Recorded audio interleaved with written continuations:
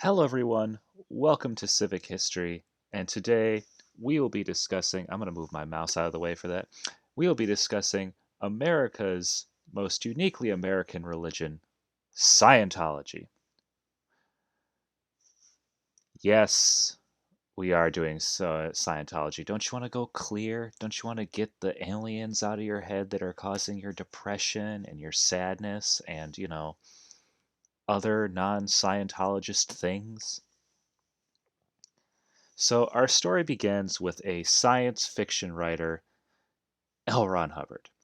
He's born in Nebraska in around 1911 um, to a somewhat broken family. His parents were not the kindest to each other. His dad was in the army, I believe, or in the military of some branch. They moved around a lot. Um, his early life was not that remarkable.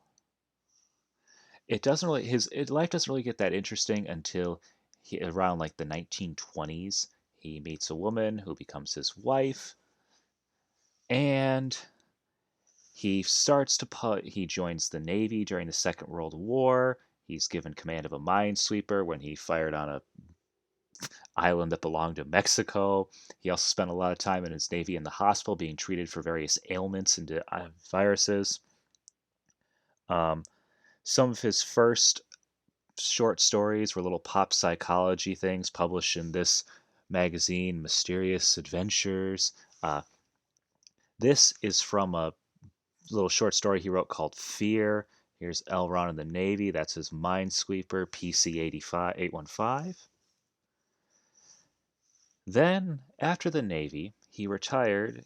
After the Navy, he got involved. He was living in Los Angeles with his wife and the rocket scientist and occultist Dr. Alan Parsons, who was a follower of Aleister Crowley and Thelema.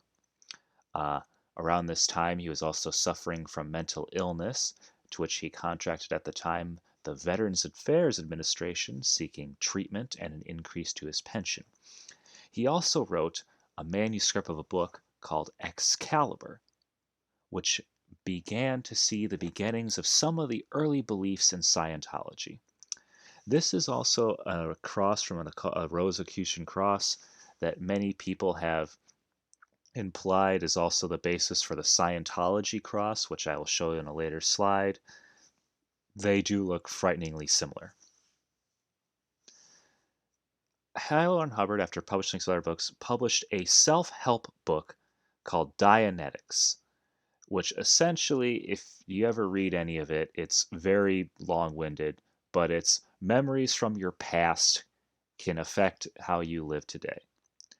He began these Dianetics sessions at a group called the Hubbard College of Dianetics. Here's a lady going through one of his treatments where he'd ask them questions, go and tell me about an event, and then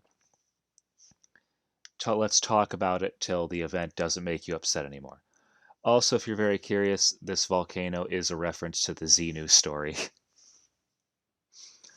So this is a little flow chart someone made that sort of pushed the various what influenced various sections of Dianetics and Scientology, self hypnosis. There's some crappy Freudianism there.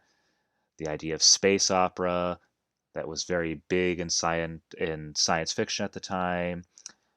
Scouting, acting, the Navy. So Scientology as an idea, that's very weird, as an idea is born. Essentially, the feds busted Hubbard for practicing psychology without a license or a doctorate as a therapist or psychiatrist or psychologist. So he got a fine. He sort of made a plea that he would stop doing it and paid a small fine, and that was it. But doing this Scientology was helping him with his own mental illnesses. So he created it as a religion because then, well, if I'm doing these mental health counseling sessions for a religious purpose, well, then you don't really have to follow the laws about what we consider medicine. this country. He also wrote this book called Scientology: A History of Man, which basically explains that Scientology's philosophies and ideals have been what's been guiding man throughout human history. This is the Academy of Scientological Studies in New Jersey that Hubbard bought to begin practicing.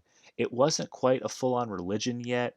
This is also supposedly around the time he said, if you want to make a lot of money, start a religion, but that's his own thing.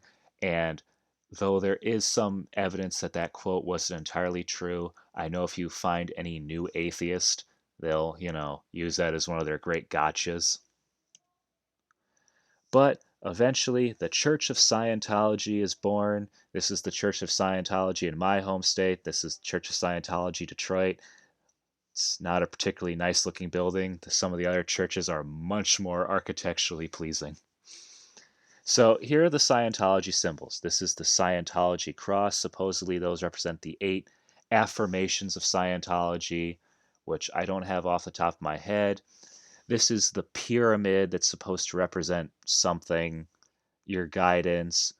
I haven't seen this triangle before. This is the actual symbol of Scientology as a religion. Is the 2 triangles with the S's. That's like the symbol of L. Ron Hubbard, Dianetics, Church of Scientology. That is one of their sub corporations. I think that's the International. This is Sea Org and their nautical nonsense. And this is an E-meter, which is a religious artifact for the religion. And of course, there's this great symbol of Scientology, Tom Cruise. So let's talk about Sea Org. This is the church's clergy. L. Ron, being a naval man, when he was in the early 60s and 70s, he was going around the world writing evidence to prove his preconceived notions, also allegedly running from taxation authorities in the United States. He bought some old World War II Liberty ships and basically sailed around the Mediterranean looking for evidence of proof of his teachings. This was the beginning of the Sea Org. These are the people that sign the billion-year contracts and agree to not have children until they do. They've also been classified by the Department of Homeland Security, the French Ministry of the Interior, and the German Ministry of Interior as a paramilitary group. They operate a naval vessel called the Free Winds, which is a retired cruise ship. They also ensure that Scientology does its Scientology correctly. So some have compared them to, of course, the clergy. Others have compared them to what's a good way to describe them? If you've ever played the game BioShock Infinite, some have described them as like the Fraternal Order of the Ravens. So a central practice in the Church of Scientology is auditing, which is the idea from Dianetics of tell me about a story and then, whatever. You'll tell me about a story and then we'll talk about it till it doesn't affect you anymore. An E-meter, if you're curious, is about 1/3 of a lie detector. It measures the electronic flow in your hands. So if someone starts feeling uncomfortable, you can see it by their hands starting to sweat a little bit and changing the flow of charge through your hands. That's what this right here, that meter's actually measuring. There's a guy doing a free street auditing session. This guy knows he's been had. Look at his face there. When it comes to the soul, Scientology has a very funny story. Essentially, your soul is you plus a bunch of thetans, which are souls of others. I'll leave a link to a video that'll explain this better, but your soul is a thetan, and you have to clear your soul of other thetans to achieve this rank. That's why there's also the ranks in Scientology of OT, which stands for Operating Thetan. Their concept of an afterlife is reincarnation and this evidence that we'll all return.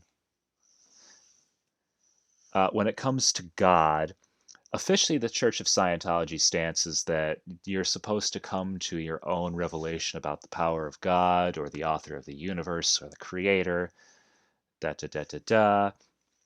They don't really disagree if you would like to, go and attend a Christian or Jewish or Muslim thing, even though L. Ron Hubbard has fantastically awful writings about Jesus and Mohammed. But the higher you get in Scientology, the figure of God just starts being Mr. Hubbard here. Uh, Another big central Scientological belief is that of being very against drugs. They started this group called Narcon International, which is a Scientology version of AA. Their practices don't really work, if you'd be shocked, but just like AA. But that being said, they are very popular as as a group that will help you kick yourself from narcotics. Another big Scientological belief is the silent birth, which is the idea that a baby should be born in complete silence, that there shouldn't be talking, and that this comes from L. Ron Hubbard's strange idea that like too much talking and excitement when a baby's born will stun a child and cause them psychological distress. They do have Sunday services like Christianity does. There's two Scientology reverends. Um, they celebrate all holidays. Founding of the Sea Org, L. Ron Hubbard's birthday is a big one, which I find funny. They also celebrate Christmas and Easter, but like the secular versions of them. This is the Xenu story. Now, I'm going to leave a link into a description to a YouTube video that I really encourage you to watch it, that tells the story of the Xenu story in the most amazing way. It's great. You got to watch it because it'll explain.